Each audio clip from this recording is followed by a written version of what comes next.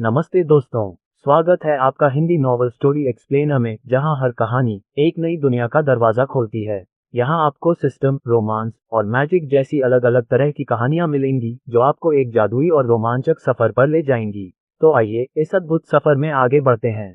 अध्याय 21। फरहान वेंस और रहस्यमय ऐप से इनाम। सोफिया को पहले से ही पता था कि ब्रीफकेस के अंदर क्या है, इसलिए उसने अपने चेहरे पर ज्यादा भाव नहीं दिखाए। हालांकि जब उसने अंदर नकदी के मोटे ढेर देखे तो उसे दिल में झटका लगा। ये 5 मिलियन पैसा था। इतनी बड़ी रकम उसके परिवार ने पहले कभी नहीं देखी थी। ये बहुत ज्यादा है। हमारा परिवार इसे चुका नहीं सकता, मारिया ने झिझकते हुए कहा। वे अपने पति के इलाज के लिए जो पैसे इस्तेमाल कर रहे थे वह एक ड्रग माफिया से लिया गया था और उसे हमेशा ऐसा लगता था कि वह बहुत परेशान है। उन्हें नहीं पता था कि लक्ष्मण वर्मा के गुर्गे कब अपना कर्ज चुकाने के लिए कुछ ज्यादा ही मांग करने आएंगे। ब्रीफकेस के अंदर मौजूद पैसे हर चीज के लिए काफी थे और 1 मिलियन का अधिशेष भी था जिसका इस्तेमाल उसके पति की दवा के लिए किया जा सकता था। एकमात्र समस्या ये थी कि उसे नहीं पता था कि वे आदित्य का कर्ज कैसे चुकाएंगे। लोकेश ने भौहें सिकोड़ते हुए बेचैनी से कहा, माँ आप क्यों हिचकिचा रही हैं? हमें ये पैसे चाहिए। आदित्य ने असंतुष्ट भाव से लोकेश की ओर देखा। यह आदमी बहुत ही बुरा है। अगर वह सोफिया का भाई न होता तो वह उसे पीट चुका होता। अपने मन में असंतोष छिपाते हुए आदित्य ने बुदबुदाया, तुम लोगों को मेरा पैसा लौटाने के लिए दबाव महसूस करने की जरूरत नहीं है। वैसे भी मुझे जल्दी नहीं है। इसके अलावा ये पैसा मेरे लिए कुछ भी नहीं है। वह सिर्फ इतना कह सकता था कि उन्हें बोझ कम लगे। मारिया उसकी बातें सुनने के बाद भी अपना मन नहीं बना सकी। टूट टूट टूट। अचानक दरवाजे की घंटी की आवाज ने उनकी चर्चा में बाधा डाली। ओह, यह क्षेत्र के प्रबंधन से कोई होगा। माफ करें। आदित्य उठ खड़ा हुआ और हवेली के प्रवेश द्वार की ओर चला गया। जब वह चला गया तो लोकेश अब अपना संयम नहीं रख सका। माँ, वह आदमी अमीर है। ये थोड़ा बहुत पैसा उसके लिए सिर्फ एक अतिरिक्त पैसा है। अगर मैं गलत नहीं हूँ तो अकेले इस हवेली की कीमत $100 मिलियन है। उसके पास पैसे की कमी नहीं है। चलो इसे ले लेते हैं ताकि हम एक बार में सब कुछ निपटा सकें। लोकेश चुप हो जाओ। यह मत भूलना कि तुमने हमारे परिवार के साथ क्या किया है। सोफिया खड़ी हुई और अपने भाई को डांटा। ये सुनते ही लोकेश का चेहरा काला पड़ गया। मैं तो बस मदद करने की कोशिश कर रहा हूँ, उसने दांत पीसते हुए कहा। पा, एक तीखी थपथपाहट की आवाज गूंजी जिससे वातावरण शांत हो गया। सोफिया ने अपने भाई की ओर ठंडी नजर से देखते हुए कहा, बस। जब लोकेश ने अपनी बहन के चेहरे पर डरावनी नजर देखी तो उसने अपना सिर नीचे झुकाते हुए अपने दुखते गालों को पकड़ लिया। बेवकूफ, उसने बुदबुदाया। बस करो तुम दोनों, हम किसी और के घर में हैं इसलिए यहाँ कोई तमाशा मत बनाओ, मारिया ने कहा और सोफिया को अपने पास खींच लिया। फिर उसने अपनी बेटी की पीठ थपथपाई ताकि वह शांत हो जाए। वह भी अपने बेटे से निराश थी लेकिन वह कुछ नहीं कर सकती थी। चीजें पहले ही हो चुकी थीं और वे अब समय को वापस नहीं ला सकते थे। इस बीच आदित्य ने अपनी हवेली का विशाल दरवाजा खोला। उसके दरवाजे के बाहर एक महंगा सूट पहने हुए अधेड़ उम्र का चश्मा पहने आदमी खड़ा था। उसने अपने बाएं हाथ में एक काला सूटकेस पकड़ा हुआ था। गुड इवनिंग मिस्टर सक्सेना, मैं फरहान वेंस हूँ, रॉयल टेरिटरी का प्रॉपर्टी मैनेजर, अधेड़ उम्र के आदमी ने मुस्कुराते हुए कहा और अपना हाथ आदित्य की तरफ बढ़ाया। ओह, तो यह मिस्टर वेंस है। चलो अंदर बात करते हैं। आदित्य ने फरहान को हवेली के अंदर लाने से पहले उससे हाथ मिलाया। मुझे लगता है कि आपको एक नजर डालनी चाहिए। फरहान को यह देखकर आश्चर्य हुआ कि आदित्य कितना युवा है। हालांकि उसने पहले ही अपने सिस्टम में उसकी जानकारी देख ली थी, फिर भी वह उससे व्यक्तिगत रूप से मिलने पर आश्चर्यचकित था। Lake view villa royal territory की सबसे महंगी हवेली थी जिसकी कीमत $800 मिलियन थी। देश का सबसे अमीर परिवार डी गुज़मैन परिवार था। उनकी कुल संपत्ति $136 बिलियन है और वे रॉयल टेरिटरी के मालिक भी थे। शुरुआत में डी गुज़मैन परिवार विला को विदेश में एक अमीर व्यवसायी को बेचने की योजना बना रहा था, लेकिन इससे पहले कि वे ऐसा कर पाते विला को पहले ही किसी ने खरीद लिया था। फरहान को आश्चर्य हुआ कि आदित्य कौन है और वह इतनी कम उम्र में इतना महंगा घर कैसे खरीद पाया। वह घबराया हुआ आदित्य के पीछे पीछे चला गया और सावधानी से संगमरमर के फर्श पर कदम रखता हुआ चला गया। उसे अभी भी अपने बॉस के शब्द याद थे जो उसने यहाँ आने से पहले कहे थे। आदित्य, नाराज मत हो। वह ऐसा व्यक्ति है जिससे हमारा डी गुज़मैन परिवार दोस्ती करना चाहता है। जल्द ही उसने देखा कि वे लिविंग रूम में आ चुके हैं। वहाँ 3 लोग थे जो उत्सुकता से उसे देख रहे थे। मिस्टर वेंस, वे मेरे मेहमान हैं। आदित्य ने सोफिया के परिवार को फरहान से मिलवाया और जब उन्हें पता चला कि वह उस क्षेत्र का संपत्ति प्रबंधक है तो वे उसके प्रति अधिक सम्मानपूर्ण हो गए। बस आराम करो सब लोग, मैं यहाँ सिर्फ आपकी जानकारी हमारे सिस्टम में डालने आया हूँ। इस तरह जब आप मिस्टर सक्सेना से मिलने जाएंगे तो आपको प्रवेश द्वार पर नहीं रोका जाएगा। फरहान ने मुस्कुराते हुए कहा और अपने चश्मे की रिम को ठीक किया। उसने लोकेश के चेहरे पर साफ हाथ के निशान देखे, लेकिन वह इतना समझदार था कि उसने इस मामले के बारे में नहीं पूछा। जब वे व्यस्त थे, आदित्य ने अपना फोन उठाया। पहले हुई घटनाओं के कारण उसके पास नोटिफिकेशन देखने का समय नहीं था। आपने गुंडों के एक समूह को काबू में कर लिया। अब आप अपना इनाम पा सकते हैं। क्या आप अपना इनाम लेना चाहते हैं? हाँ, आदित्य ने हाँ बटन पर क्लिक किया। बधाई हो, आपने माज़दा मोटर के 36% शेयर का दावा किया है। माज़दा मोटर एक जापानी कार ब्रांड है जिसकी मार्केट कैप $11 बिलियन है। अब आदित्य कंपनी के सबसे बड़े शेयरधारक थे, जिससे वे माज़दा मोटर के नए मालिक बन गए। स्क्रीन पर लिखे शब्दों को देखकर आदित्य का फोन लगभग गिर गया। दरअसल वह ठगों के एक समूह को हराकर $1 अरब की कंपनी का सबसे बड़ा शेयरधारक बन गया था। आदित्य की आंखों में उत्साह की चमक थी जब उसने अपना फोन जेब में रखा। इस समय वह अब एक संघर्षशील संविदा कर्मचारी नहीं था। वह पहले ही केतन को अमीरों की दुनिया में एक कदम आगे ले जा चुका था। अध्याय 22 माज़दा मोटर के सीईओ का कॉल। फरहान ने अपने लैपटॉप पर सोफिया के परिवार के बारे में जानकारी नोट कर ली। वे आदित्य के महत्वपूर्ण मेहमान थे और उनके साथ सम्मान से पेश आना जरूरी था। ये सुनिश्चित करना था कि आदित्य उनसे असंतुष्ट न हो। सब कुछ हो जाने के बाद फरहान ने सोफिया के परिवार के साथ बेबाकी से बातचीत की।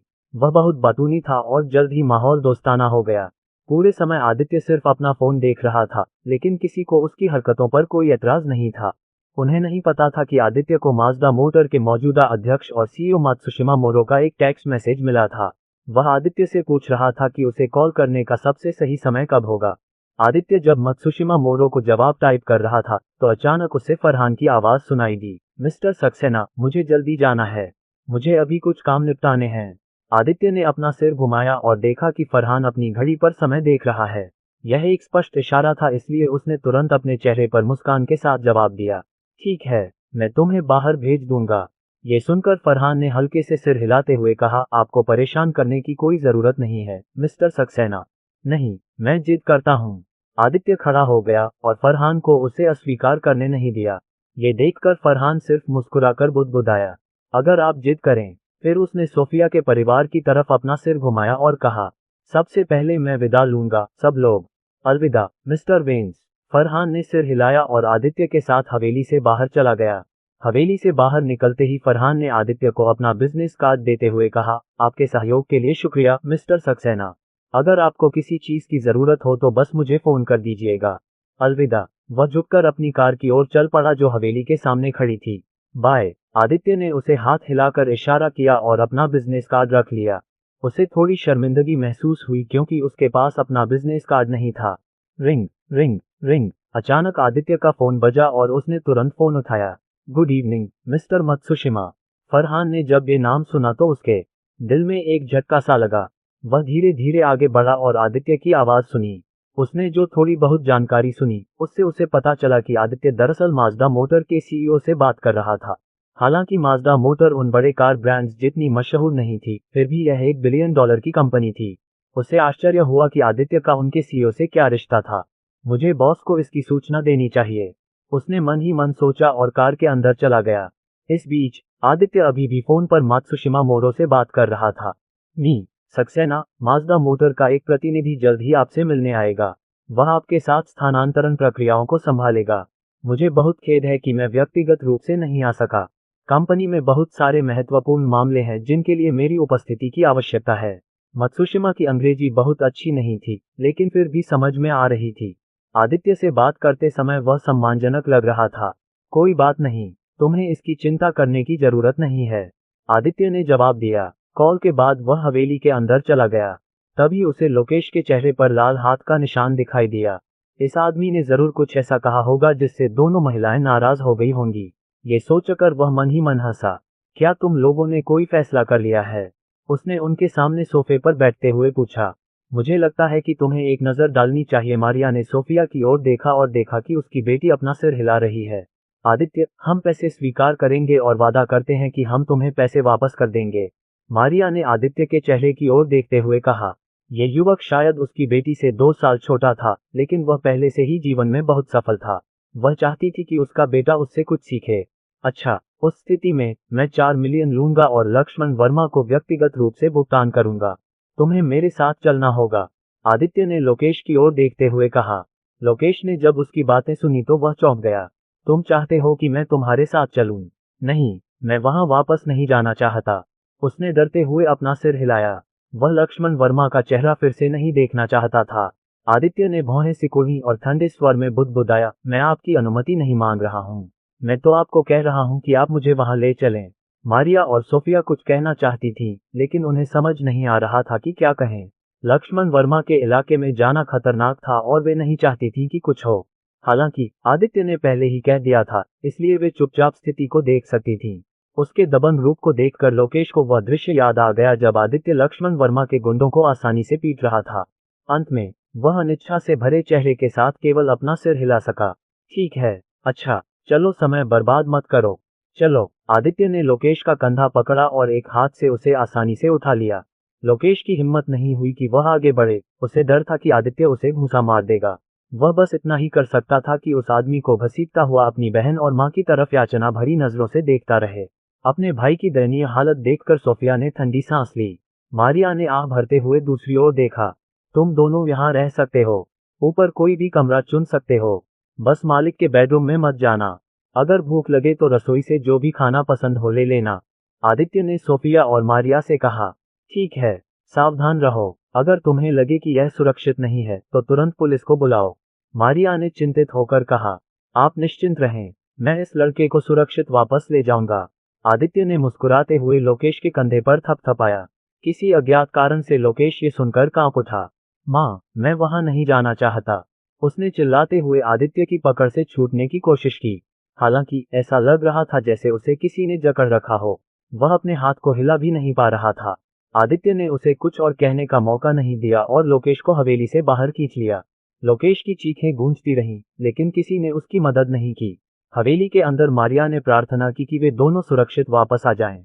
अध्याय 23 केवल एक फल चाकू के साथ शेर की मांद में प्रवेश करना। मिस्टर सक्सेना, आपको इस पर गहराई से सोचना चाहिए। लक्ष्मण वर्मा मंजानो एक खतरनाक आदमी है। पुलिस भी उससे डरती है। लोकेश ने चिंतित होकर कहा। आदित्य ने उसकी बात अनसुनी कर दी और अपनी कार का इंजन चालू कर दिया। फिर उसने गैस पैडल दबाते हुए बुदबुदाया। आपको चिंता करने की कोई बात नहीं है। मैं आत्मरक्षा के लिए एक हथियार लाया हूँ। हथियार? क्या इस कार में तुम्हारी बंदूक है? किस तरह की बंदूक? क्या ये हाई कैलिबर राइफल है या ऑटोमेटिक सबमशीन गन? नहीं, भले ही तुम्हारे पास कोई शक्तिशाली हथियार हो, तुम लक्ष्मण वर्मा को डरा नहीं पाओगे। उसके पास एक निजी सेना है और उसके निचले दर्जे के गुर्गे भी बंदूकों से लैस हैं। ये शब्द कहते हुए लोकेश घबरा गया। आदित्य ने सिर हिलाया। मेरे पास बंदूक नहीं है। मैं महालिका का वैध नागरिक हूँ। मैं बंदूक क्यों लाऊंगा? उसने घृणा से बुदबुदाया। लोकेश ने उसे संदेह भरी निगाहों से देखा और धीमी आवाज में पूछा, तो फिर तुम्हारे पास कौन सा हथियार है? आदित्य ने अंगूठे से पीछे वाली सीट की ओर इशारा करते हुए कहा, वह वही है। लोकेश ने अपनी नजर पीछे की सीट पर घुमाई और ध्यान से देखा। उसकी आंखें उम्मीद और चिंता से भरी हुई थीं। अचानक उसकी नजर एक चाकू पर पड़ी, जो आमतौर पर फलों और सब्जियों को काटने में इस्तेमाल किया जाता है। मिस्टर सक्सेना, आप ये तो नहीं कह रहे कि यह फल काटने वाला चाकू आपका हथियार है ना? लोकेश ने आदित्य की ओर ऐसे देखा जैसे वह किसी पागल को देख रहा हो। तुम बहुत ज्यादा पूछ रहे हो। चुपचाप बैठो और मुझे बताओ कि लक्ष्मण वर्मा का कैंप कहाँ है? आदित्य ने बुदबुदाया। क्या वह सचमुच फल काटने वाले चाकू के साथ लक्ष्मण वर्मा के अड्डे पर जाने की योजना बना रहा है? लोकेश ने मन ही मन सोचा। आदित्य ने पुलिस से मदद मांगने की योजना नहीं बनाई थी क्योंकि लक्ष्मण वर्मा का पुलिस विभाग में कनेक्शन है। इससे वह सतर्क हो जाएगा और वह देश से भाग भी सकता है। जल्द ही वे उपनगरों में एक गेटेड विला के सामने पहुंच गए। वहां 10 हथियारबंद लोग थे जिन्होंने उनकी कार को अंदर जाने से रोक दिया। इन लोगों को देखकर लोकेश डर के मारे लगभग पेशाब करने लगा। सब खत्म हो गया, मैं मर गया, उसने कांपती आवाज में कहा। आदित्य का चेहरा इन हथियारबंद लोगों के सामने अभी भी शांत था। उसने अपनी कार की खिड़की नीचे की और नकदी का एक ढेर उठाया जो 100,000 पैसा के बराबर था। भाइयों, मैं बॉस लक्ष्मण वर्मा का दोस्त हूँ। मैं यहाँ उसका पैसा पहुँचाने आया हूँ। उसने हथियारबंद लोगों को पैसे फेंकते हुए कहा। उसने उन्हें ब्रीफकेस भी दिखाया जिसमें 4 मिलियन पैसा थे। हथियारबंद लोगों में से एक ने 100,000 पैसा की नकदी पकड़ी और मुस्कुराया। ओह, तो ये हमारे बॉस का दोस्त है। स्वागत है, स्वागत है। उसे इस बात का भी संदेह नहीं था कि कुछ गड़बड़ है। ऐसा इसलिए था क्योंकि उसने आदित्य की कार की यात्री सीट पर बैठे व्यक्ति को देखा था। लोकेश कार्टेल के निचले दर्जे के सदस्यों में से एक था और उन्होंने उसे पहले भी कई बार देखा था। लोकेश की मौजूदगी ने उनके दिलों में मौजूद संदेह को दूर कर दिया। धन्यवाद बॉस। लक्ष्मण वर्मा को पैसे देने के बाद मैं आप लोगों को ड्रिंक पिलाऊंगा। हाँ, आदित्य ने हथियारबंद लोगों से ऐसे बात की जैसे वे उनके जिगरी दोस्त हों। उसकी आवाज में जरा भी असहजता नहीं थी। कुछ ही देर बाद हथियारबंद लोगों ने गेट खोला और उन्हें विला में घुसने दिया गया। निराशा की कगार पर खड़े लोकेश ने जब ये दृश्य देखा तो वह दंग रह गया। उसे लगा कि उन्हें गोली मार दी जाएगी, लेकिन वे वास्तव में विला के अंदर सुरक्षित पहुंच गए। वह आदित्य को प्रशंसा भरी निगाहों से देखने से खुद को रोक नहीं पाया। मुझे लगता है कि आपको इसे देखना चाहिए। दिवा स्वप्न देखना बंद करो और कार से बाहर निकलो। मैं चाहता हूं कि तुम मेरे साथ हवेली के अंदर चलो ताकि उन गुंडों को कुछ भी शक न हो। आदित्य ने सीट बेल्ट खोली और लोकेश के सिर पर तमाचा मारा। फिर उसने पिछली सीट से फलों का चाकू उठाया और उसे अपने कपड़ों के नीचे छिपा लिया। जब आदित्य ने देखा कि लोकेश अभी भी बेहोश है तो उसने उस लड़के को कार से बाहर निकाला और उसे हवेली की ओर खींच लिया। यह विला बहुत अच्छा लग रहा है, लेकिन फिर भी यह मेरे विला की तुलना में कुछ भी नहीं है, उसने बेपरवाही से कहा। रास्ते में उन्हें कुछ हथियारबंद लोग मिले और आदित्य ने उन्हें दोस्ताना तरीके से अभिवादन किया। गुड इवनिंग दोस्त, हम बॉस को पैसे देने आए हैं। पूरे समय लोकेश की पीठ पसीने से भीगी हुई थी और वह पहले से ही गोलीबारी में फंसने के लिए तैयार था। हालांकि कुछ खास नहीं हुआ और वे हथियारबंद गार्डों को चकमा देने में भी कामयाब रहे। उसका कार्यालय कहाँ है? आदित्य ने ठंडे स्वर में पूछा। लोकेश ने अपनी कांपती हुई बांह उठाई और एक तरफ इशारा किया। बी बॉस लक्ष्मण वर्मा का ऑफिस वहीं है। पिछली बार जब मैं यहाँ आया था तो मैंने उसे उस कमरे में घुसते देखा था। आदित्य ने ऑफिस के बाहर दो लोगों को देखा। वे पहले मिले बेवकूफों से अलग थे। उनके चेहरे पर एक दमनकारी आभा और हत्या करने की गहरी मंशा थी। ये लोग अनुभवी हत्यारे हैं। आदित्य ने उन्हें देखते ही तुरंत पहचान लिया। बॉस की अनुमति के बिना किसी को भी अंदर आने की अनुमति नहीं है, उनमें से एक ने ठंडे स्वर में कहा। आदित्य ने जब ये सुना तो वह घबराया नहीं। उसने ब्रीफकेस खोला और कहा, भाइयों, मैं सिर्फ बॉस को पैसे देने आया हूँ। कृपया मेरे लिए मुश्किलें न खड़ी करें। बस उसे बता दें कि यह रेयस परिवार द्वारा दिया गया 4 मिलियन का बकाया है। रेयस सोफिया के घर का पारिवारिक नाम है। ये सुनते ही दोनों लोगों की आंखें चमक उठीं। उन्होंने आदित्य की ओर संदेह भरी नजर से देखा और फिर नकदी से भरे ब्रीफकेस को देखा। यहाँ रुको, मैं बॉस को इसकी सूचना दूंगा, उनमें से एक ने दफ्तर में घुसने से पहले कहा। 2 मिनट से भी कम समय के बाद दफ्तर का दरवाजा खोला गया और उन्हें अंदर जाने की इजाजत दी गई। दोनों गार्ड बिना किसी भाव के उनके पीछे चले गए। आदित्य शांति से ऑफिस के अंदर चला गया और अंदर घुसते ही उसने देखा कि एक आदमी मास्क पहने हुए सोफे पर झुका हुआ है। तुमने कहा था कि तुम रेयस परिवार का बकाया पैसा लेकर आए हो, आदमी ने शांत स्वर में कहा। आदित्य के चेहरे पर अब वह सौम्य भाव नहीं था। उसने सिर हिलाया और ब्रीफकेस खोला। उन पर आप लोगों का 4 मिलियन पैसा बकाया है। ये सब चुकाने के लिए पर्याप्त होना चाहिए। अध्याय 24 शीघ्रता से रक्षकों को वश में करना। नकाबपोश आदमी अपनी कुर्सी पर टिका हुआ चुपचाप आदित्य को घूरता रहा। उसकी आंखों में एक अर्थपूर्ण चमक चमक उठी। खामोशी से लोकेश के पैर कमजोर पड़ गए और वह तुरंत जमीन पर गिर पड़ा। वह अपना सिर उठाने की भी हिम्मत नहीं कर पा रहा था और उसका शरीर डर से कांप रहा था। किसी को भी उसकी भलाई की परवाह नहीं थी और दोनों पहरेदारों ने उसे एक नजर देखने की भी जहमत नहीं उठाई। उनके दिमाग में वह बस एक छोटा सा कीड़ा था। आदित्य की निगाहें तनावपूर्ण माहौल के सामने शांत थीं। फिर भी वह चुपके से कमरे को देख रहा था और मन ही मन भागने की योजना बना रहा था। मैं 2 पहरेदारों को तो काबू कर सकता हूँ, लेकिन बाहर के लोग शोरगुल सुन लेंगे। ये नकाबपोश आदमी भी कमजोर नहीं लगता और हो सकता है कि उसके पास बंदूक भी हो। मेरे पास उससे निपटने और लोकेश के साथ भागने के लिए 1 मिनट से भी कम समय है। क्या मैं ये कचरा यहीं छोड़ दूं? जब वह सोफिया के भाई को छोड़ने की योजना बना रहा था तो नकाबपोश आदमी अचानक खड़ा हो गया और अपने हाथों को पीछे रखकर धीरे धीरे आदित्य की ओर बढ़ा। ये देखकर आदित्य ने चुपके से अपना बायां हाथ कपड़ों में छिपे फलों के चाकू की ओर बढ़ाया। वह नकाबपोश पर नजर रखता रहा और साथ ही अपनी आंखों के कोने से दोनों पहरेदारों की हरकतों पर भी नजर रखता रहा। तुम बहुत बहादुर हो कि अकेले यहाँ आए हो। क्या तुम नहीं जानते कि मैं कौन हूँ? नकाबपोश आदमी ने हंसते हुए कहा और धीरे से अपने पीछे रखी पिस्तौल को बाहर निकाला। आदित्य ने अपनी आंखों के कोने से विशाल कांच की खिड़की पर प्रतिबिंब देखा और उसने नकाबपोश आदमी की पीठ पर लटकी बंदूक को देखा। ये देखकर उसने अचानक एक राउंडहाउस किक मारी जो नकाबपोश आदमी की कनपटी पर सटीक लगी। फिर उसने अपने हाथ में पकड़ा ब्रीफकेस गार्ड की ओर फेंका और जल्दी से फलों का चाकू पकड़ लिया। सब कुछ पलक झपकते ही हो गया और दोनों गार्ड समय पर जवाब देने में विफल रहे। उन्होंने अपनी ओर फेंके गए ब्रीफकेस को चकमा दिया, लेकिन फिर उन्होंने देखा कि आदित्य अब उनकी नजर में नहीं था। पा। आदित्य ने अपने फलों के चाकू के हैंडल से एक अंगरक्षक की गर्दन पर वार किया, जिससे वह बेहोश होकर फर्श पर गिर पड़ा। दूसरे गार्ड ने अपनी पिस्तौल निकालने की कोशिश की, लेकिन इससे पहले कि वह उसे निकाल पाता, उसे अचानक अपनी गर्दन में तेज दर्द महसूस हुआ। जब उसने नीचे देखा तो उसने देखा कि उसकी सेक्स नेट पर चाकू रखा हुआ है। एक गलत हरकत और वह मर जाएगा। कौन हो तुम? फिर से बात करने की कोशिश करो और मरने से पहले तुम अपनी सिरविहीन लाश देखोगे। एक ठंडी आवाज उसके कानों में पड़ी, जिससे वह डर गया। वह एक हत्यारा था, लेकिन वह मौत से भी डरता था। उसने उन मूर्खों को कोसा जिन्होंने आदित्य को अपने शिविर में घुसने दिया। आदित्य ने घबराए हुए गार्ड के कंधे पर थपथपाया और उससे बुदबुदाया, अच्छा, मुझे आज्ञाकारी लोग पसंद हैं। अब बताओ वह आदमी कौन है? उसने नकाबपोश आदमी की ओर इशारा किया जो उसके राउंड हाउस किक से बेहोश हो गया था। ये सुनकर गार्ड की आंखों में चमक आ गई। मुझे लगता है कि आपको एक बार देख लेना चाहिए। ओह, मैं बता सकता हूँ कि कोई झूठ बोल रहा है, इसलिए बोलने से पहले अच्छी तरह सोच लेना। आदित्य ने उसे ठंडे स्वर में चेतावनी दी। उसकी बातें सुनकर गार्ड के गले में सांस रुक गई। वह सच में उससे झूठ बोलने की योजना बना रहा था, लेकिन उसने कभी नहीं सोचा था कि आदित्य वास्तव में इतना तेज है। उसने दांत पीसते हुए जवाब दिया, वह आदमी बॉस लक्ष्मण वर्मा के भरोसेमंद अधीनस्थों में से एक है। उसका काम सबको बेवकूफ बनाने के लिए उसका रूप धारण करना है, क्योंकि बॉस को पता है कि उसके कैंप में सरकार के जासूस हैं। मुझे बस इतना ही पता है।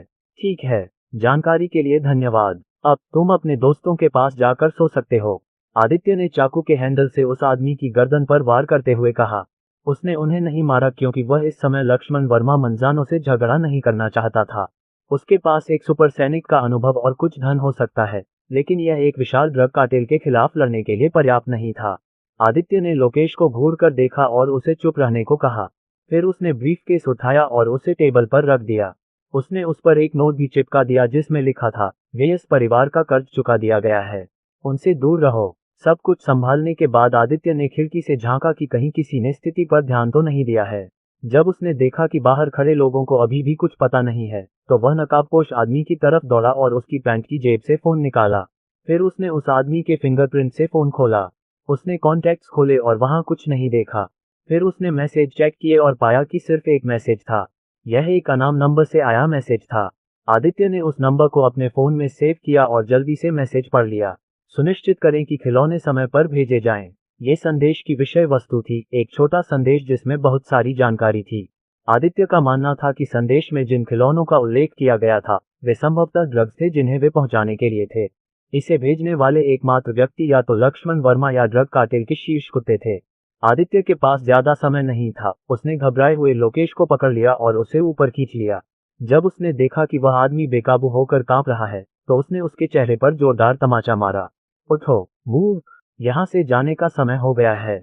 चलो। गालों पर चुभने वाले दर्द ने लोकेश को जगा दिया। उसने जल्दी से सिर हिलाया और आदित्य के पीछे पीछे ऑफिस से बाहर निकल गया। बाहर जाने से पहले उसने अंदर बेहोश पड़े 3 लोगों को देखा और पहले की घटनाओं को याद किया। ये लोग बहुत ही खूंखार लोग थे, लेकिन उन्हें लड़ने का मौका भी नहीं मिला और आदित्य ने उन्हें जल्दी ही काबू में कर लिया। आदित्य और लोकेश हवेली से ऐसे बाहर निकल गए जैसे कुछ हुआ ही ना हो। हथियारबंद बदमाशों को भी कुछ गड़बड़ नहीं दिखी और उन्होंने उन्हें अंदर जाने दिया। कार में बैठने के बाद आदित्य तुरंत गेट की ओर बढ़ गया। उसके पास प्रवेश द्वार पर पहरा दे रहे हथियारबंद लोगों के साथ मजाक करने का भी समय था। गैस पैडल दबाने से पहले उसने उन्हें नकदी का एक और ढेर भी फेंका। अलविदा भाइयों। अध्याय 25 $1000 आदित्य और लोकेश के जाने के कुछ ही देर बाद बॉस के मुख्य कार्यालय से एक उग्र सक्सेनार की आवाज गूंजी। हथियारबंद गुंडे ये सुनकर दंग रह गए और वे जल्दी से कार्यालय में गए ताकि देख सकें कि क्या हो रहा है। अंदर घुसने पर उन्होंने देखा कि एक नकाबपोश आदमी खड़ा होने की कोशिश कर रहा था, जबकि 2 गार्ड फर्श पर बेसुध पड़े थे। बॉस, क्या हुआ? गुंडे अवाक रह गए। ये दोनों अंगरक्षक क्रूर व्यक्ति थे जो कभी हत्यारे थे, लेकिन वास्तव में उन्हें बिना किसी को बताए ही मार गिराया गया। आखिर ऐसा करने में कौन सक्षम था? नकाबपोश आदमी ने ब्रोकेतन का मुखौटा पकड़ लिया, जिससे वह टूटकर गिर न जाए। उसने गुंडों को घूरा और गुस्से में चिल्लाया, ये सब बकवास है। यहाँ पहले आए 2 लोगों को पकड़ो, उन्हें जिंदा मेरे पास लाओ। धिक्कार है। उसे यकीन नहीं हो रहा था कि किसी में वाकई इतनी हिम्मत थी कि वह उनके संगठन के लिए मुसीबत खड़ी कर सके। हालांकि उनमें से कोई नहीं मरा, फिर भी यह उनके चेहरे पर एक बड़ा तमाचा था। अगर बॉस को इस बारे में पता चलेगा तो वह निश्चित रूप से गुस्से में आ जाएगा। उसने अपने दिल में सोचा। हाँ मालिक। गुंडे उसका आदेश सुनते ही तुरंत भाग गए। उनके जाने के बाद नकाबपोश आदमी ने अपना फोन उठाया और किसी का नंबर डायल किया। उसे बॉस को इसकी सूचना देनी है। Ring ring ring. वह उत्सुकता से कुछ सेकंड तक इंतजार करता रहा जब तक कि कोई कॉल स्वीकार नहीं कर लेता। बी बॉस, यह मैं हूँ। कोई हमारे कैंप में आया और रेयस परिवार द्वारा बकाया पैसे चुकाए। नकाबपोश आदमी ने आदित्य द्वारा छोड़े गए ब्रीफकेस की तस्वीर लेते हुए बताया। फिर उसने उसे फोन पर बात करने वाले व्यक्ति को भेज दिया। रेयस परिवार अपना कर्ज कैसे चुका सकता है? क्या वह कमीना पुलिसवाला अभी भी अस्पताल में नहीं है? उन्हें पैसे कहाँ से मिले? फोन पर एक आदमी की ठंडी आवाज सुनाई दी। मुझे भी नहीं पता कि उन्हें पैसे कहाँ से मिले। नकाबपोश आदमी ने अपना सिर हिलाया और बैठ गया। फिर उसे वह आदमी याद आया जिसने उसे एक ही झटके में बेहोश कर दिया था। वह आदमी इतनी तेजी से आगे बढ़ा कि उसे अपनी लात भी नहीं दिखी। चूंकि दोनों गार्ड भी बेहोश थे, इसलिए वे भी उस व्यक्ति के शिकार हो गए होंगे। इसे किसने भेजा है? उस व्यक्ति को मेरे पास लाओ। ये सुनकर नकाबपोश आदमी ने अजीब तरीके से जवाब दिया, बॉस, वे पहले ही कैंप छोड़ चुके हैं। हाँ, बेकार की चीज। तुमने उन्हें जाने क्यों दिया? क्या तुम्हें नहीं पता कि रेयस परिवार की महिला वह है जिस पर बॉस लक्ष्मण वर्मा की नजर है? उन्हें मेरे पास लाओ। मैं तुम लोगों के लिए कुछ समय निकालने की कोशिश करूंगा, लेकिन तुम्हें जल्दी करना होगा। हाँ बॉस, हमारे आदमी पहले से ही उन्हें ढूंढ रहे हैं। जैसे ही वे पकड़े जाएंगे मैं आपको फोन करूंगा। नकाबपोश आदमी ने फोन काट दिया। उसने राहत की सांस ली। सौभाग्य से बॉस ने उससे यह नहीं पूछा कि कितने लोग आए थे। अगर उसे पता होता कि 2 लोगों ने उनके साथ खिलवाड़ किया है, तो कौन जानता था कि उसके बॉस की क्या प्रतिक्रिया होती। आदित्य के चेहरे के बारे में सोचते हुए नकाबपोश आदमी ने मेज पर रखी चीजों को तोड़ दिया और गुस्से से चिल्लाया। अरे! इस बीच आदित्य अपने कैंप से बहुत दूर जा चुका था। गाड़ी चलाते समय उसे अचानक लगा कि उसकी जेब में उसका फोन वाइब्रेट हो रहा है। उसने फोन उठाया और देखा कि रहस्यमय ऐप से एक नोटिफिकेशन आया है। आपने रेयस परिवार को उनका कर्ज चुकाने में मदद की। अब आप अपना इनाम पा सकते हैं। क्या आप अपना इनाम लेना चाहते हैं? आदित्य ने उत्सुकता से हाँ बटन पर क्लिक किया। बधाई हो, आपने $1000 का दावा किया है। पैसा आपके खाते में पहले ही जमा हो चुका है।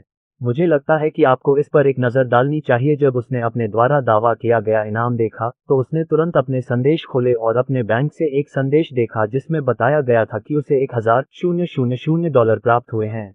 अपने बैंक खाते में शून्यों की कतार देखकर उसे लगा कि उसकी यात्रा सार्थक थी। वह खुशी से मुस्कुराया और अपना फोन जेब में रख लिया। लोकेश, जो पैसेंजर सीट पर बैठा था, आदित्य की मुस्कान देखकर कांप उठा।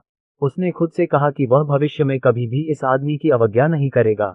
जल्द ही दोनों रॉयल टेरिटरी में पहुंच गए। जब गार्डों ने देखा कि यह आदित्य की कार है तो उन्होंने उसे अंदर जाने देने से पहले उसकी गाड़ी का निरीक्षण किया। लेक व्यू विला के अंदर सोफिया और मारिया अभी तक सो नहीं पाई थीं। वे लिविंग रूम में उत्सुकता से इंतजार कर रही थीं। माँ, क्या आपको लगता है कि उन्हें कुछ हो जाएगा? सोफिया ने खिड़की से बाहर देखते हुए घबराते हुए पूछा। अपनी बेटी की चिंतित आवाज सुनकर मारिया ने जल्दी से अपना सिर हिलाया और बुदबुदाया। उन्हें ठीक होना चाहिए। आदित्य एक अमीर व्यक्ति है। उसे अपने संबंधों के साथ सुरक्षित निकल जाना चाहिए। मैं बस यही उम्मीद करती हूँ कि वे लक्ष्मण वर्मा से नहीं लड़ेंगे। अचानक उन्हें हवेली की ओर बढ़ती एक कार की आवाज सुनाई दी। माँ बेटी की जोड़ी जल्दी से खिड़की के पास पहुंची। बाहर उन्होंने देखा कि आदित्य की कार हवेली के सामने रुकी है। वे वापस आ गए हैं। सोफिया ने राहत की सांस ली। मारिया को भी राहत मिली जब उसने आदित्य और लोकेश को कार से बाहर आते देखा। चलो उनसे मिलने चलते हैं। जब मारिया और सोफिया ने दरवाजा खोला तो लोकेश उनकी ओर लपका और एक बच्चे की तरह रोने लगा। माँ, मुझे डर लग रहा है। मुझे लगा मैं मर जाऊंगा। आदित्य घृणा से हंसा और घर के अंदर चला गया। सोफिया ने अपने भाई की अनदेखी की और आदित्य के पीछे चली गई। क्या सब कुछ ठीक रहा? उसने पूछा। आदित्य सोफे पर बैठ गया और सोफिया को देखकर मुस्कुराया। मैंने उन्हें पहले ही पैसे दे दिए हैं। धन्यवाद। यही एकमात्र बात थी जो वह उससे कह सकी। आदित्य ने हल्के से सिर हिलाया और गंभीर स्वर में बुदबुदाया, तुम लोगों को इलाके से बाहर जाते समय सावधान रहना होगा। तुम्हारा कर्ज चुका दिया गया है, लेकिन वे गुंडे तुम्हें कुछ कर सकते हैं। सोफिया ने यह सुनकर गंभीरता से सिर हिलाया। मैं काम से 1 महीने की छुट्टी मांगूंगी और हमारे लिए अस्थायी रूप से रहने के लिए एक अपार्टमेंट की तलाश करूंगी। उसने कहा। नहीं, तुम अभी इलाके से बाहर नहीं जा सकते। अभी हवेली में ही रहो। मैं पुलिस को सूचित करूंगा कि वह अस्पताल में और अधिक लोगों को भेजे जहां चाचा रह रहे हैं। आदित्य ने बड़बड़ाते हुए कहा। उसे पता था कि लक्ष्मण वर्मा का संगठन इस समय उनकी तलाश कर रहा होगा। अध्याय 26 उत्कृष्ट कॉफी रेसिपी। आदित्य की बातें सुनकर सोफिया घबरा गई। क्या यह इतना गंभीर है? वे दिन दहाड़े किसी को नहीं मारेंगे, है ना? ये सुनकर आदित्य मन ही मन मुस्कुराया। एक सुपर सोल्जर का अनुभव प्राप्त करने वाले व्यक्ति के रूप में वह मानवता के अंधेरे पक्ष के बारे में जानता था। उसने आह भरी और अपना सिर हिलाते हुए बुदबुदाया, तुम नहीं जानते कि एक अपराधी क्या कर सकता है। लक्ष्मण वर्मा जैसे ड्रग कार्टेल के बॉस को केवल पैसे और अपनी प्रतिष्ठा से मतलब होता है। हालांकि हमने उसे खुले तौर पर बदनाम नहीं किया, लेकिन हमारे कामों ने उसे पहले ही नाराज कर दिया था। अगर तुम लोग बाहर जाओगे तो उसके अधीनस्थ मौका मिलने पर तुम्हें जरूर पकड़ लेंगे। सोफिया उसकी बातों से घबरा गई। अगर वे लक्ष्मण वर्मा के आदमियों द्वारा पकड़े गए तो कौन जानता है कि उन्हें किस तरह की यातनाएं दी जाएंगी। मेरे पिताजी अभी भी अस्पताल में हैं। क्या वे ठीक होंगे? उसके पिता का अभी भी अस्पताल में इलाज चल रहा था। अगर उन्हें कुछ हो गया तो वह पूरी तरह टूट जाएगी। चिंता मत करो, मैं पुलिस स्टेशन को फोन करके अस्पताल में और अधिक कर्मियों को जोड़ने के लिए कहूंगा। मैं अभी जाकर फोन करता हूँ। माफ करना, आदित्य ने उसे आश्वस्त किया। फिर उसने अपना फोन उठाया और पुलिस दस्ते के कप्तान का संपर्क नंबर खोजा जिसने हाल ही में उनकी मदद की थी। नमस्ते सर, मैं आदित्य सक्सेना हूँ। हाँ, मैं वही व्यक्ति हूँ जिससे आपने पहले बात की थी। मैं आप लोगों को सिर्फ ये बताना चाहता हूँ कि रेयस परिवार को लक्ष्मण वर्मा के ड्रग कार्टेल से कई बार जान से मारने की धमकियां मिली हैं। सोफिया अपनी माँ और भाई के साथ यहाँ मेरे घर पर है। वे अभी सुरक्षित हैं, लेकिन मुझे उम्मीद है कि आप श्री रेयस के पास और अधिकारी भेज सकते हैं जो अभी भी अस्पताल में हैं। मुझे डर है कि वे अपराधी उनके साथ कुछ कर सकते हैं। जब स्क्वाड कैप्टन ने आदित्य की रिपोर्ट सुनी तो उसने तुरंत उसे अपनी नोटबुक में नोट कर लिया। ठीक है मी सक्सेना, मैं उस अस्पताल में और लोगों को भेजूंगा जहां मी रेयस का इलाज चल रहा है। अगर आपको हमारे स्टेशन से और मदद की जरूरत है तो मुझसे संपर्क करने में संकोच न करें। इससे पहले आदित्य और सोफिया के परिवार को ले जाने वाले पुलिस अधिकारियों ने उसे एक चौंकाने वाली रिपोर्ट दी थी। पता चला कि युवक आदित्य सक्सेना वास्तव में रॉयल टेरिटरी के अंदर रहता है। केवल अमीर व्यवसाय और शीर्ष सरकारी अधिकारी ही उस जगह पर जगह पा सकते थे और यह आदित्य की गहरी पृष्ठभूमि के बारे में बहुत कुछ बताता है। इस वजह से वह उसे एक एहसान करने के लिए तैयार था, इस उम्मीद में कि वह इस रहस्यमय युवक से दोस्ती कर सके। मुझे सर कहने की कोई जरूरत नहीं है। अगली बार मुझे अंकल फैजान रिजवी कहना, स्क्वाड कैप्टन ने हंसते हुए कहा, आदित्य के करीब जाने के अपने इरादे को छिपाते हुए। हालांकि आदित्य के पास एक सुपर सैनिक का अनुभव है, लेकिन इससे पहले वह एक साधारण युवक ही था। उसने जो हासिल किया वह सिर्फ लड़ाई का अनुभव और एक सुपर सैनिक का प्रासंगिक ज्ञान था। वह स्क्वाड कैप्टन की बातों से हैरान था और उसे कुछ भी गलत नहीं लगा। ऐसे में मैं विनम्र नहीं रहूंगा अंकल फैजान रिजवी। आप अगली बार मुझे आदित्य कह सकते हैं। फैजान रिजवी ने जब आदित्य को उसे अंकल कहते सुना तो वह मुस्कुराया। इसका मतलब ये था कि आदित्य उसके इरादों को खारिज नहीं कर रहा था। हा, अच्छा, बस शांत रहो आदित्य। मैं उन गुंडों को मिस्टर रेयस के साथ कुछ नहीं करने दूंगा। मुझे ये सुनकर खुशी हुई। मुझे अभी भी यहाँ कुछ काम करने हैं अंकल फैजान रिजवी, इसलिए मैं अब ये कॉल समाप्त करता हूँ। अलविदा। जरूर, मैं आपको अपडेट रखूंगा। अलविदा। आदित्य ने फोन काट दिया और अपना फोन जेब में रख लिया। फैजान रिजवी की मदद से अब उन्हें सोफिया के पिता की सुरक्षा की चिंता नहीं रही। मैंने पहले ही फोन कर दिया है। तुम लोग अपने कमरों में आराम करो। आदित्य ने ऊपर अपने कमरे में जाने से पहले सोफिया से कहा। वह इस समय बहुत थका हुआ था, इसलिए जैसे ही उसने अपनी आंखें बंद की वह तुरंत गहरी नींद में चला गया। मुझे लगता है कि आपको इस पर एक नज़र डालनी चाहिए। अगली सुबह आदित्य अपने फोन की वाइब्रेशन से जाग गया। उसने अपनी आंखें रगड़ी और फिर अपना फोन उठाया। अब आप अपने दैनिक पुरस्कार का दावा कर सकते हैं। क्या आप अपना दैनिक पुरस्कार प्राप्त करना चाहते हैं? आदित्य ने उम्मीद भरी नजरों से हाँ कहा। उसे आश्चर्य हुआ कि इस बार उसे क्या मिलेगा। बधाई हो, आपने ट्रांसेंडेंट कॉफी की रेसिपी का दावा किया है। आदित्य ने नोटिफिकेशन पढ़कर भौहें सिकुड़ी। उसे मिले इनाम से थोड़ी निराशा हुई। हालांकि अचानक उसके दिमाग में कई जानकारियां उभरी। कुछ सेकंड के बाद ट्रांसेंडेंट कॉफी की रेसिपी उसके दिमाग में पूरी तरह से समा गई। इस बार उसे दर्द का अनुभव नहीं हुआ और उसे सिर्फ थोड़ी सी घबराहट महसूस हुई। मिली नई जानकारी के साथ खुद को समायोजित करने के बाद वह अब असंतुष्ट नहीं था। रहस्यमय ऐप से उसने जो कॉफी रेसिपी का दावा किया था वह बिल्कुल भी साधारण नहीं थी। ये ट्रांसेंडेंट कॉफी जल्द ही दुनिया की सबसे अच्छी कॉफी रेसिपी बन जाएगी। उसे इस बात का यकीन था। वह ट्रांसेंडेंट कॉफी को मुख्य उत्पाद के रूप में अपना खुद का ब्रांड भी बना सकता था।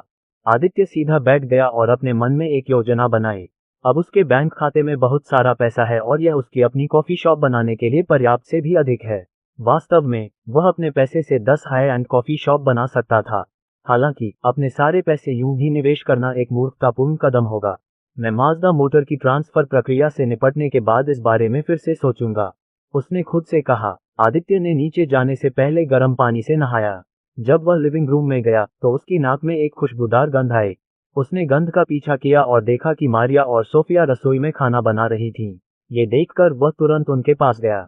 Good morning Sophia. Good morning aunty, उसने मुस्कुराकर उनका अभिवादन किया। तुम आखिरकार जाग गए, बस एक पल रुको, खाना जल्द ही तैयार हो जाएगा, मारिया ने धीरे से कहा। बहुत अच्छी खुशबू आ रही है, मैं इंतजार नहीं कर सकता। रसोई से बाहर निकलते हुए उसने ठहाका लगाया। उसे थोड़ी शर्मिंदगी महसूस हुई कि मारिया और सोफिया को उसके लिए खाना बनाना पड़ा। उसे सिर्फ लेक व्यू विला मिला था, इसलिए उसके पास नौकरानियों और कर्मचारियों को काम पर रखने का समय नहीं था। इस बारे में सोचते हुए उसने फरहान वेंस को फोन करने के बारे में सोचा। वह आदमी रॉयल टेरिटरी का प्रॉपर्टी मैनेजर था।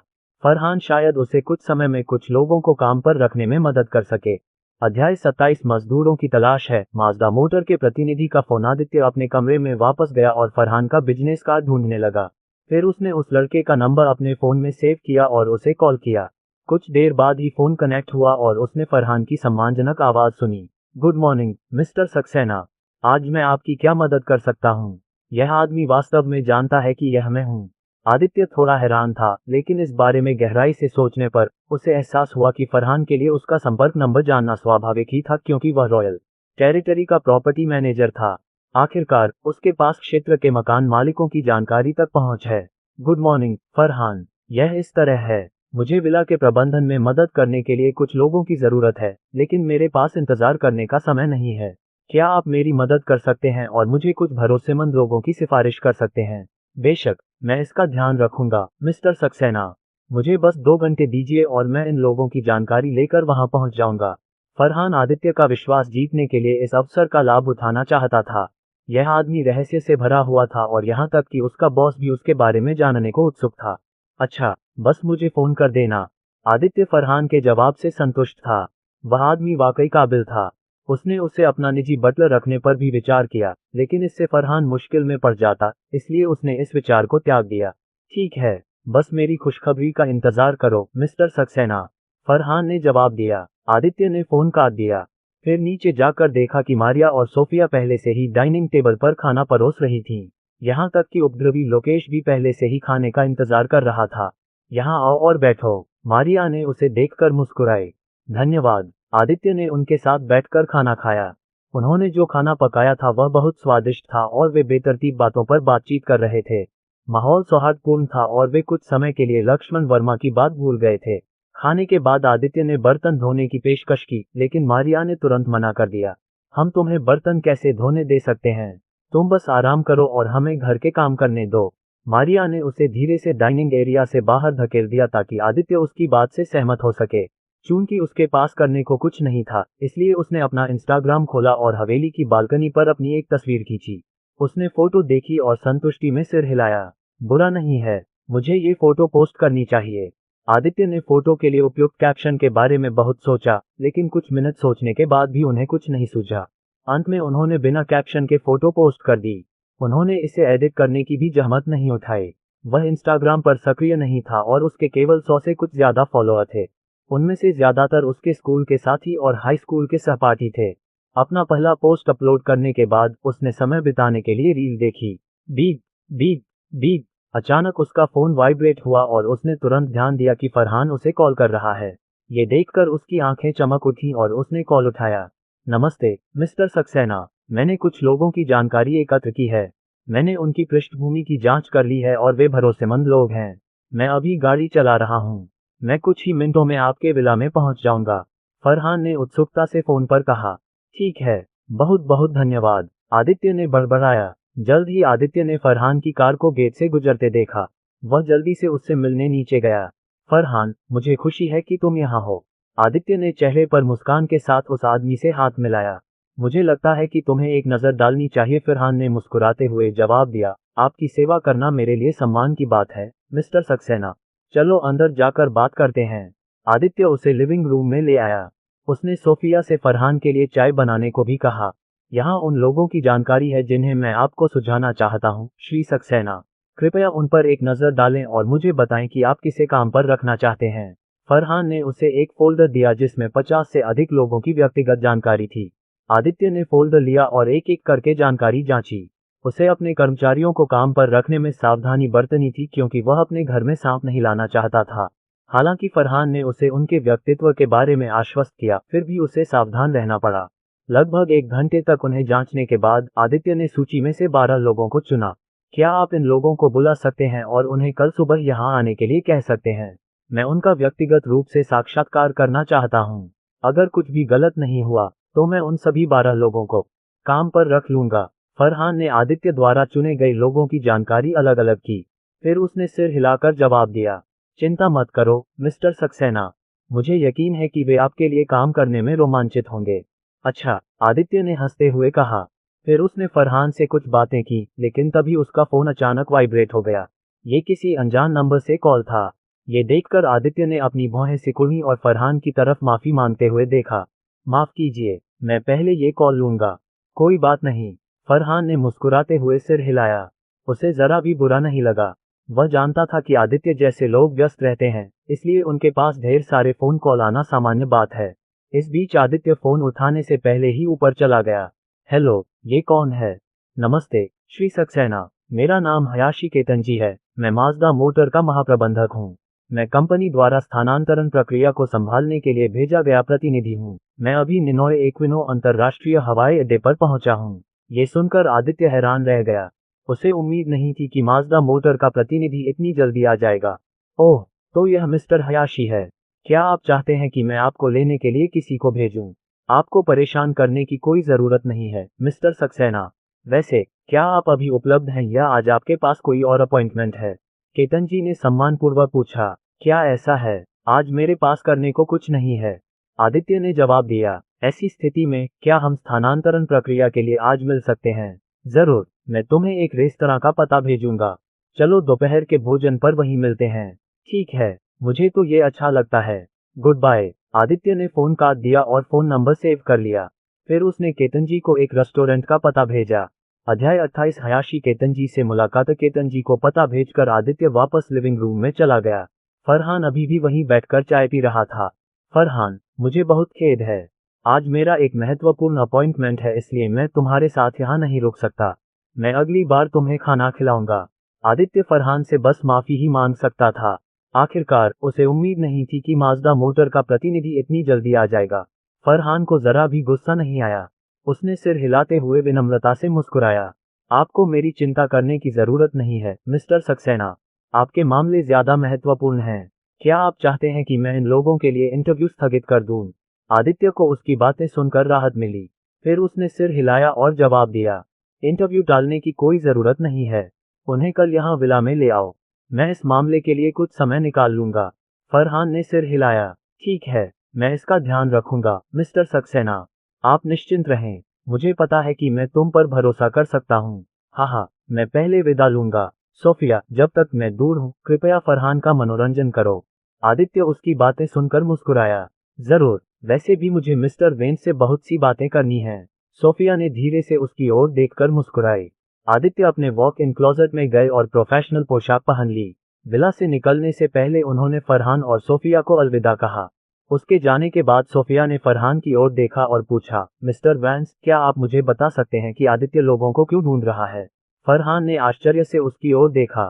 तुम्हें नहीं पता? उसे लगा कि सोफिया जानती है कि क्या हो रहा है क्योंकि वह आदित्य के काफी करीब थी। सोफिया ने शर्मिंदगी से अपना सिर हिलाया। फरहान को ये सोचकर संकोच हुआ कि उसे बताना चाहिए या नहीं, लेकिन इस पर गहराई से विचार करने के बाद उसने बुदबुदाया, चूंकि आप मिस्टर सक्सेना के करीबी हैं, इसलिए मुझे आपको ये बताने में कोई आपत्ति नहीं है। वह अपने विला का प्रबंधन करने के लिए कुछ कर्मचारियों को काम पर रखने की योजना बना रहे हैं। लेक व्यू विला बहुत बड़ा है और वह अकेले पूरी जगह का प्रबंधन नहीं कर सकते थे। मिस्टर सक्सेना ने हाल ही में विला खरीदा है, इसलिए उनके पास अपने लिए काम करने के लिए कुछ लोगों को काम पर रखने का समय नहीं था। वह कल इन लोगों का साक्षात्कार लेंगे। सोफिया ने समझ में सिर हिलाया। अचानक उसकी आंखें चमक उठी और वह कुछ सोचने लगी। अगर ऐसा है तो मैं कल इंटरव्यू में शामिल हो जाऊंगी, उसने बुदबुदाया। ये सुनते ही फरहान का गला चाय की तरह बंद हो गया। खांसी, तुम मिस्टर सक्सेना के लिए काम करना चाहते हो? इस बीच आदित्य को पता नहीं था कि सोफिया उसके कर्मचारी के रूप में आवेदन करने की योजना बना रही थी। इस समय वह पहले से ही रॉयल टेरिटरी के बाहर था। उसने जीपीएस चालू किया और कमलापुरा शहर के एक प्रसिद्ध रेस्तरां द कैफे मेडिटेरेनियन का स्थान पिन किया। उसने केतन के साथ अपनी बैठक में इस रेस्तरां को चुना क्योंकि इसका माहौल शांतिपूर्ण है। मुझे लगता है कि आपको इसे देखना चाहिए। जल्द ही वह सुबह 11:15 बजे रेस्तरां में पहुंच गया। उसने अपनी कार रेस्तरां के पार्किंग स्थल पर खड़ी की और केतन को संदेश भेजा कि वह पहले ही पहुंच चुका है। आदित्य ने दूसरी मंजिल पर कांच की खिड़की के पास एक जगह चुनी।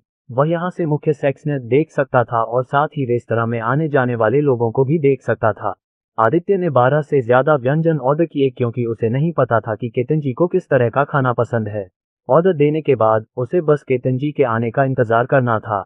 कुछ देर बाद उसे लगा कि उसकी जेब में रखा फोन हिल रहा है। उसने फोन उठाया और देखा कि केतन उसे कॉल कर रहा था। Hello mister Hayashi. हाय मिस्टर सक्सेना, मैं अभी भी रेस्टोरेंट के रास्ते में हूँ। मैं 10 मिनट में वहां पहुंच जाऊंगा। केतन फोन पर काफी घबराए हुए लग रहे थे और आदित्य ने तुरंत ही यह बात समझ ली।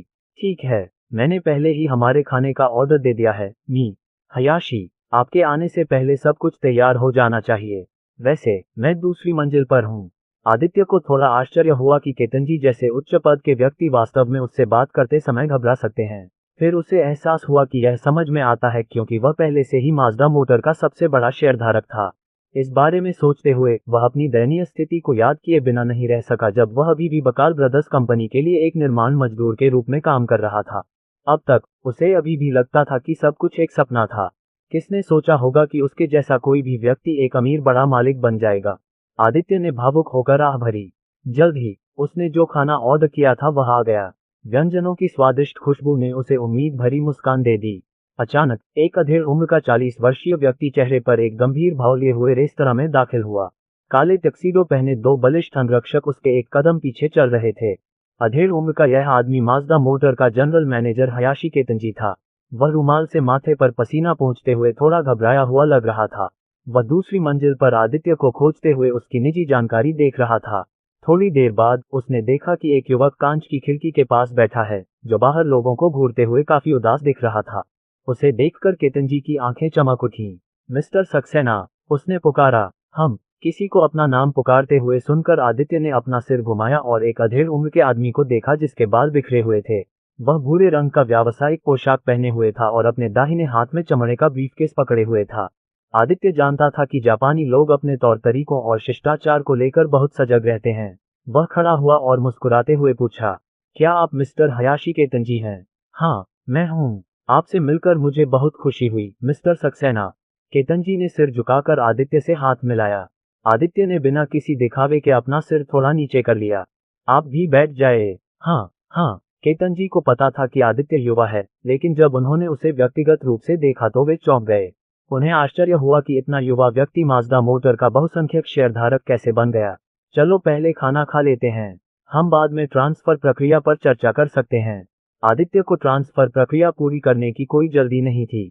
अध्याय 29 दस्तावेजों पर हस्ताक्षर करना, जूते और कपड़े खरीदना। नोट, कृपया नीचे लेखक के नोट्स पढ़ें।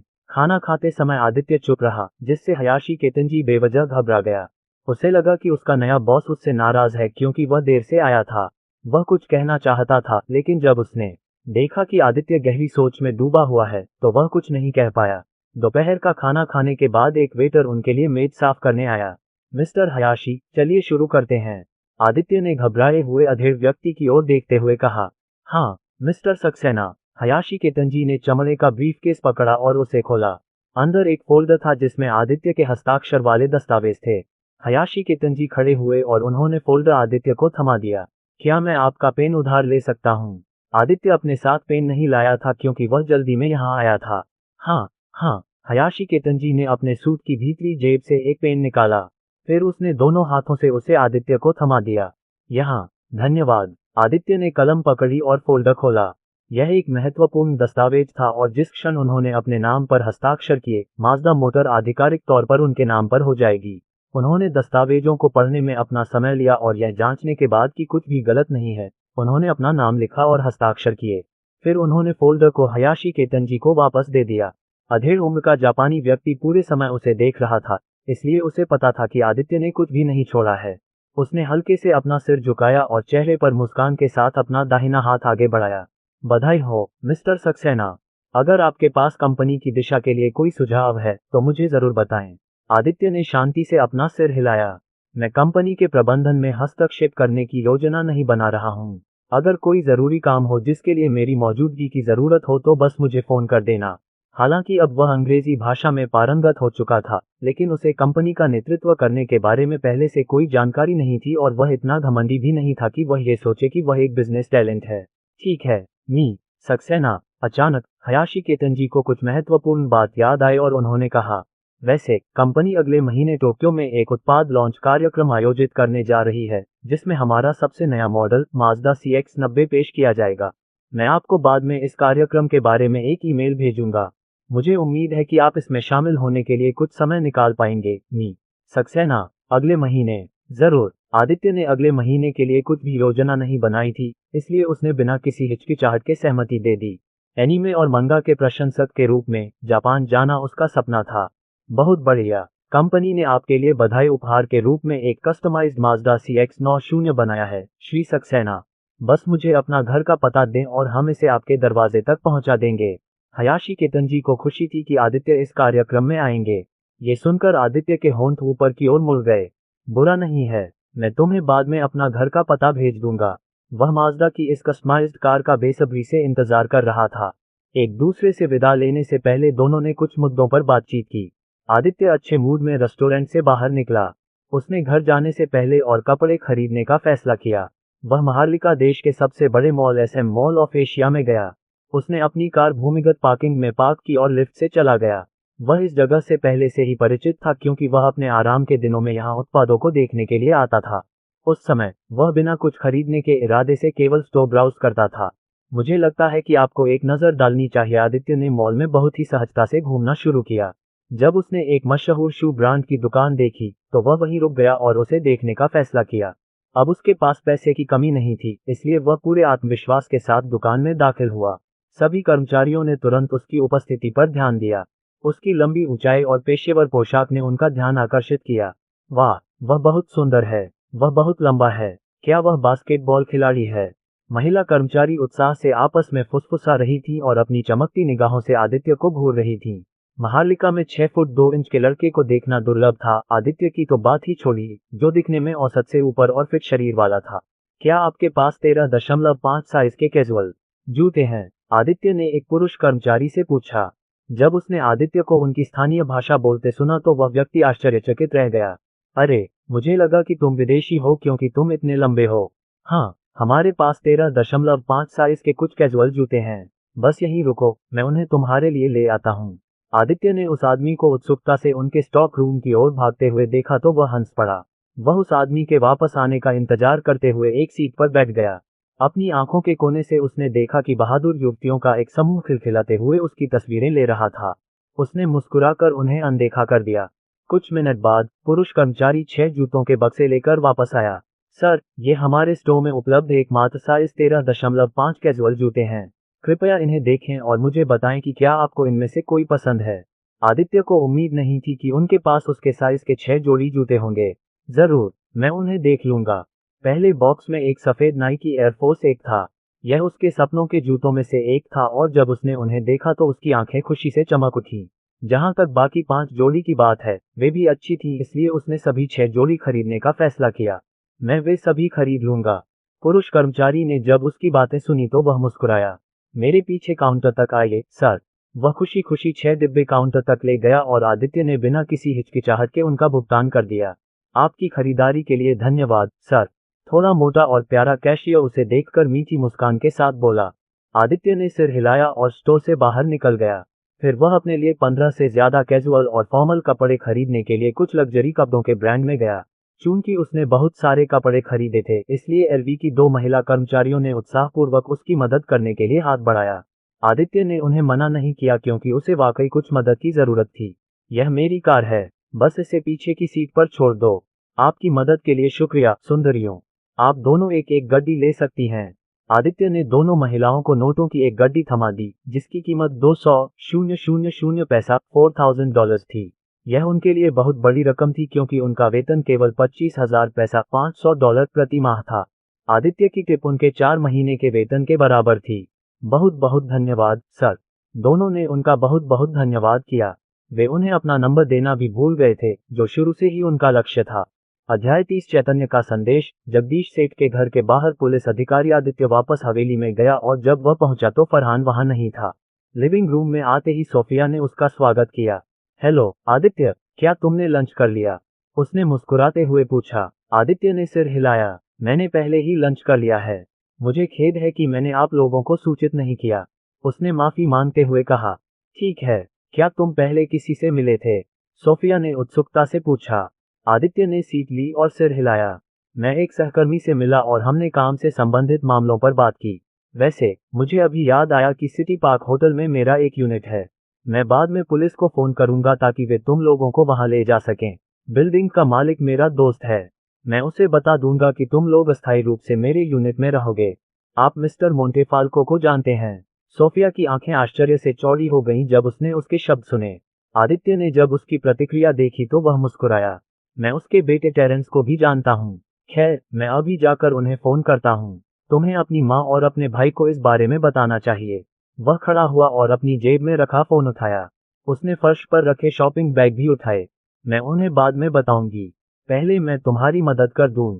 सोफिया ने जल्दी से उसके हाथों से कुछ शॉपिंग बैग छीन लिए। कोई जरूरत नहीं है, मैं ये सब उठा सकता हूँ। ठीक है, आदित्य ने उसके चेहरे पर भाव देखकर नरमी दिखाए। फिर वह ऊपर चला गया, जबकि सोफिया उसके पीछे पीछे चली गई। जब सोफिया ने उसकी वॉक इन कोठरी देखी तो वह दंग रह गई। अंदर हर तरह के महंगे कपड़े थे और कांच के बक्सों में कीमती गहने भी रखे हुए थे।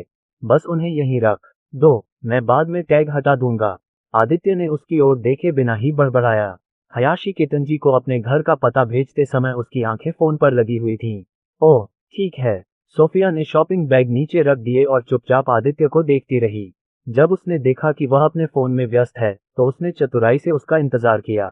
हयाशी केतनजी को अपना घर का पता भेजने के बाद आदित्य ने अपना फोन रख दिया और सिर ऊपर उठाया। तुम अभी तक यहाँ क्यों हो? सोफिया एक पल के लिए झिझकी, लेकिन उसकी आंखें दृढ़ निश्चय से चमक उठीं। आदित्य, मैं तुम्हारे लिए काम करना चाहती हूँ। उसने ये शब्द बोलते हुए अपनी मुट्ठियां भींच लीं। जब उसे आदित्य की पहचान के बारे में पता चला तो उसे एहसास हुआ कि वह उसकी तुलना में कितनी छोटी है। उसे ये भी नहीं पता था कि उसने पिछली बार डिनर के लिए उसका निमंत्रण क्यों स्वीकार किया। क्या ये श्री सांचेस के जन्मदिन के लिए उसे निमंत्रण कार्ड देने का उसका तरीका था? आदित्य ने आश्चर्य से उसकी ओर देखा। तुम मेरे लिए काम करना चाहती हो? मिस्टर मोंटेफाल्को की बिल्डिंग में तुम्हारी नौकरी कैसी रहेगी? सोफिया ने अपना सिर हिलाया। मैं उस नौकरी से इस्तीफा दे दूंगी। अगर तुम चाहो तो मैं तुम्हें अपना बायोडेटा दे सकती हूँ। हे, उसने उस पर एक खूबसूरत मुस्कान बिखेरी। कुछ देर सोचने के बाद आदित्य ने जवाब दिया, ठीक है, लेकिन आपको इस्तीफा देने की प्रक्रिया ठीक से पूरी करनी होगी। सोफिया एक योग्य कर्मचारी थी और अगर उसे अच्छी तरह से प्रशिक्षित किया जाए तो वह हवेली की मुख्य नौकरानी बन सकती है। उसकी स्वीकृति पाकर सोफिया की आंखें चमक उठीं। बहुत बढ़िया, बहुत बहुत धन्यवाद आदित्य। मुझे आपके यहाँ नौकरानी के रूप में काम करने में कोई आपत्ति नहीं है। आदित्य ने सिर हिलाते हुए कहा, ऐसा नहीं चलेगा। अगर आपने इस्तीफा देने की प्रक्रिया पूरी कर ली है तो आप मेरे लिए हेडमेड के तौर पर काम करना शुरू कर सकती हैं। जहां तक आपके वेतन और सुविधाओं की बात है, हम अगली बार इस बारे में बात करेंगे। ठीक है, मैं जाकर उन्हें सिटी पार्क होटल में जाने के बारे में बता दूंगी। सोफिया खुशी खुशी कमरे से बाहर चली गई। मुझे लगता है कि आपको एक नजर डालनी चाहिए, उसे जाते देख आदित्य मुस्कुराया और अपना सिर हिलाया। Beep beep. आदित्य ने अपना फोन पकड़ा और उसे अनलॉक किया। उसने देखा कि चैतन्य ने उसे एक संदेश भेजा था। उसने संदेश खोला और उसे पढ़ा। आदित्य, हमने उस कमीने जगदीश सेठ को दोषी ठहराने के लिए पर्याप्त सबूत जुटा लिए हैं।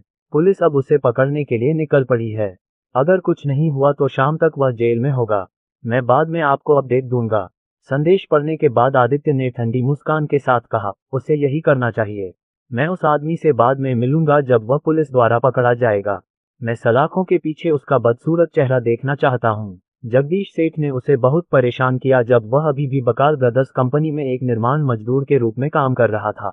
आदित्य ने अपना इंस्टाग्राम खोलने से पहले चैतन्य के संदेश का जवाब दिया। वहां दर्जनों नोटिफिकेशन थे और वे सभी उसके नवीनतम पोस्ट से थे। उसने अपनी प्रोफाइल पर क्लिक किया और अपनी फोटो पर टिप्पणियां जांची। वाह आदित्य, क्या अब तुम किसी बड़े आदमी के लिए काम कर रहे हो? कितनी खूबसूरत जगह है। वह कहाँ है आदित्य? आदित्य, अब तुम बहुत सुंदर लग रहे हो। उसके दोस्तों और सहपाठियों की ओर से तरह तरह की टिप्पणियां थीं। वे सभी हवेली के बारे में जानने के लिए उत्सुक थे और उन्हें लगा कि वह किसी बड़े शख्स के लिए काम कर रहा है। आखिरकार वे उसके परिवार की स्थिति के बारे में जानते थे। कुछ उत्सुक टिप्पणियों के अलावा उसे ये देखकर राहत मिली कि कोई भी नफरत भरी टिप्पणी नहीं थी। उन्होंने टिप्पणियों का जवाब नहीं दिया क्योंकि उनमें से कुछ प्रांत में उनके पड़ोसी थे। अपने फीड को स्क्रॉल करने के बाद उन्होंने ऐप बंद कर दिया और अपना फोन बंद कर दिया। चैतन्य और टेरेंस ने पहले ही जगदीश सेठ के खिलाफ पुलिस में रिपोर्ट दर्ज करा दी थी। इस समय पुलिस उस आदमी का पता लगा रही थी। वाह वाह वाह वाह! जगदीश सेठ ने जब अपने घर के बाहर तेज सायरन की आवाज सुनी तो वह भौंचक्का रह गया। यह उसका आराम का दिन था और वह अब अपनी मालकिन के साथ दूसरी मंजिल पर आराम कर रहा था। क्या हो रहा है? आज इतनी तेज आवाज क्यों है?